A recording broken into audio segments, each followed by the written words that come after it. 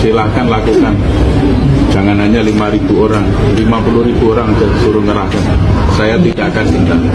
Pernyataan Bupati Pati Sudjewo dinilai masyarakat Pati menantang dan terkesan arogan.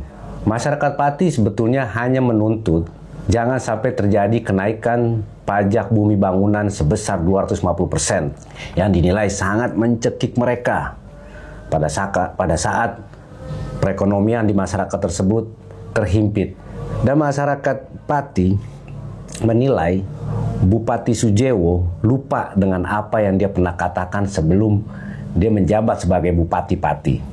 Pada masa-masa kampanye, teman-teman, dia menyuarakan bahwa dia tidak akan menaikkan pajak di Pati, Jawa Tengah. Tapi kenyataannya apa? Setelah dia menjabat dan menjadi Bupati Pati, dia memberikan kebijakan kenaikan pajak bumi dan bangunan. Hal inilah yang meresahkan masyarakat Pati yang akhirnya berunjuk rasa dan bahkan ribuan orang datang demonstrasi di depan kantor Bupati Pati, Jawa Tengah. Kalau gue ngeliat gini teman-teman ya, seorang pejabat yang harusnya mengayomi, seorang pejabat yang sebelumnya meminta tolong pada rakyatnya, pada masyarakatnya untuk menaikannya menjadi bupati, tapi setelah menjadi bupati, dia malah memberikan kebijakan yang menyulitkan masyarakat. Pada unjuk rasa demonstrasi pada hari Rabu tanggal 13 Agustus 2025 mengakibatkan 34 orang luka-luka dan 11 orang diinformasikan tertangkap.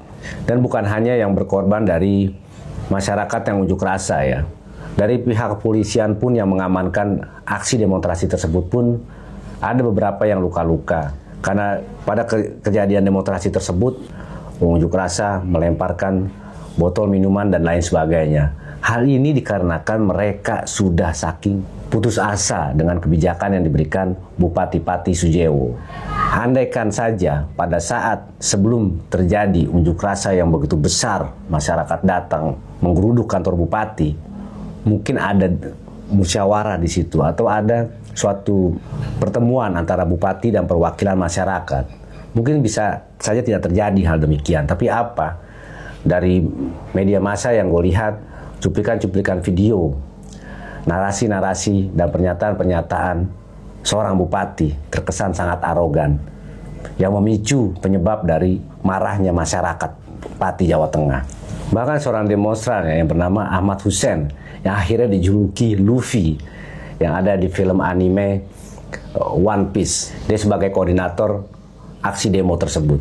Karena dia begitu berani menentang kebijakan Bupati Pati dan dia pun termasuk orang yang vokal menyuarakan inspirasi masyarakat Pati yang menolak kenaikan PBB 250%. Pemerintah harusnya dalam hal ini ya, gue menyeluruh ya, sebagai pemimpin dalam suatu pemerintahan hendaknya mengayomi dan memberikan kebijakan-kebijakan yang tidak memberatkan rakyat dan malah memberikan kesejahteraan untuk rakyat. Jangan sampai hutang-hutang negara yang memang harus diselesaikan dengan baik, solusinya malah mempersulit hidup rakyat dengan pemberian pajak-pajak dan kenaikan pajak-pajak.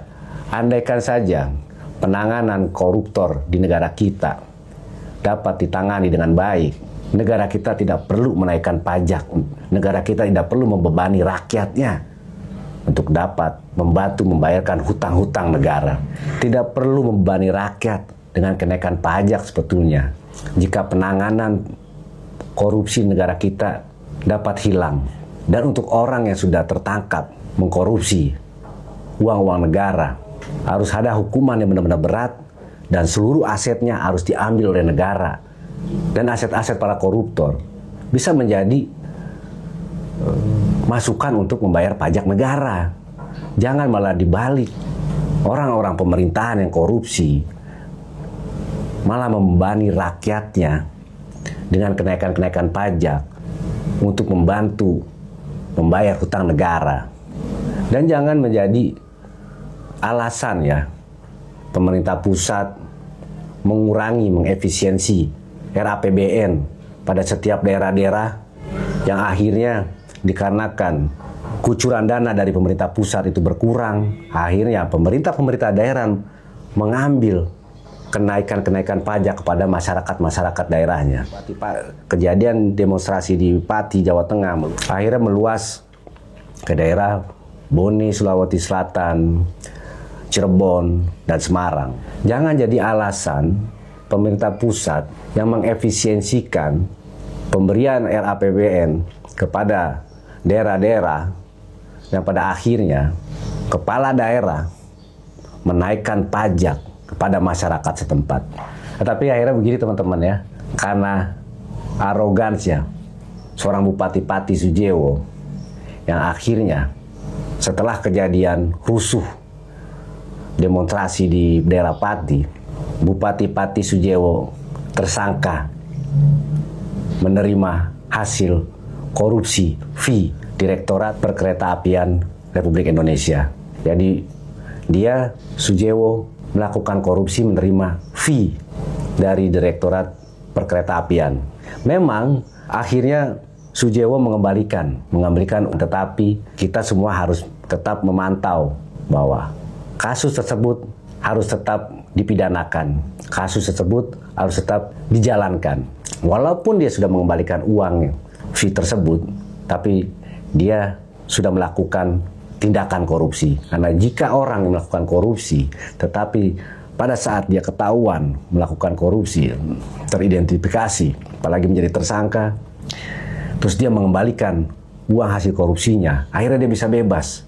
Nah, ini hal yang berbahaya teman-teman, karena bisa memicu siapa saja berani melakukan korupsi. Tapi jika orang yang melakukan korupsi, walaupun dia mengembalikan hasil korupsinya atau negara mengambil hasil korupsinya, tetap orang tersebut harus dihukum setimpal supaya tidak ada lagi oknum-oknum di pemerintahan yang berani melakukan korupsi. Nah, disinilah peran dari pemerintah saat ini ya, harus lebih tegas lagi. Jangan ada kata maaf, walaupun orang tersebut sudah mengembalikan uang hasil korupsinya, tetap harus dihukum yang setimpal. Dan kalau perlu harus ada penyitaan aset-asetnya untuk dapat menjadi pemasukan buat negara supaya dapat menambahkan dana negara untuk dan membayar hutang-hutang negara. Jangan hutang-hutang negara ini akhirnya dibebani kepada rakyat. Rakyat diberikan pajak yang benar-benar menyekek. Rakyat akhirnya diberikan kenaikan pajak dan kebijakan-kebijakan yang menyulitkan rakyat nantinya. Bukan malah mensejahterakan, malah menjadi perekonomian rakyat menjadi sulit. Dan kalau rakyat sulit, susah, banyak tindakan kriminal, teman-teman. Karena jika rakyat di suatu negara sejahtera, saya yakin tindakan kriminal pasti akan sedikit, bahkan tidak ada, karena rakyatnya sudah sejahtera. Tapi jika rakyatnya miskin, makin banyak tindakan kriminal karena orang terpaksa melakukan kriminal. Disinilah pemerintah harus benar-benar bijaksana dalam mensejahterakan rakyatnya. Bukan malah menciptakan suatu hal yang menjadi bumerang buat negara, sehingga banyaknya perilaku-perilaku kekerasan, kriminal yang dilakukan oleh oknum-oknum di masyarakat kita, dikarenakan terhimpitnya ekonomi.